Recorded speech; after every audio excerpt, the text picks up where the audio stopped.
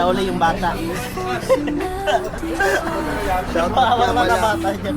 Shout out sa Lamihan. Anong Lamihan to? Shout out kay Riosa. Natulog guys dun eh. Tulog eh.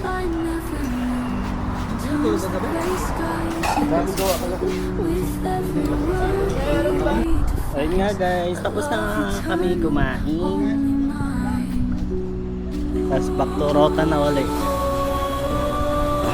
Ayun na, balik na sila. Mabusog na yung mga person. Balik pa ako.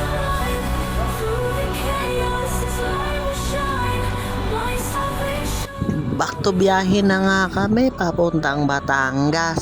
Sa pinuntahan nga namin, tingnan nyo na nga lang kung maganda ba. Hindi na nga sila stress sa biyahe kasi nga nandito na nga tayo. Nagsisiunahan na nga sila bumaba. Akala nila dito na yung venue. Pero ang totoo, ayaw talaga nila bumaba kasi nga mainit.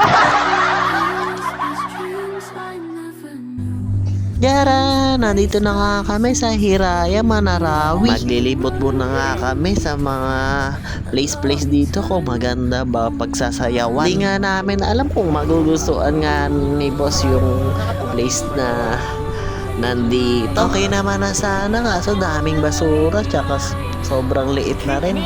Uy, mukha ano, parang ko tayo. Oy, kabisana na namin yung diskarte mo. Diskarte na namin yan, oy. Humihilang pala no. Galing ah.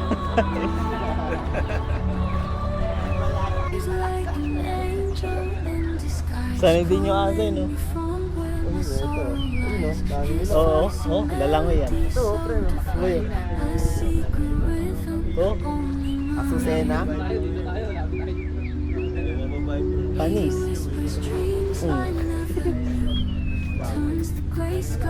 May nakita pala ako dito pa sa lubong pag uwi.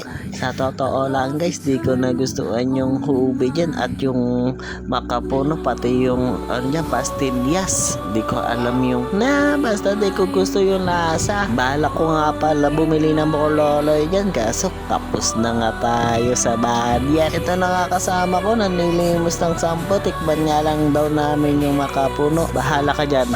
Hinahanap nga namin yung mga kasama namin kasi di namin makita yung iba, yung pala nandito sa cottage. Ito nga guys, may swimming pool nga pala dito. Kaso nga guys, pinuntahan nga namin kaso di namin pinabenyohan. Charis, Buris! Naligo nga yung dalawang kasama natin dito kaso di ko na na-videohan. Dito na nga talaga yung venue namin, matabungkay. Parang mas okay dito, maluwag-luwag pa. Ito nga guys, nagpakabit na nga kami ng bracelet.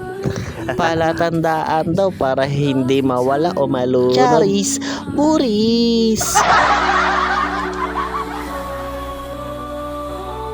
Ito nga guys, pupuntahan nga natin yung kwarto natin. Ay mali, kwarto pala namin.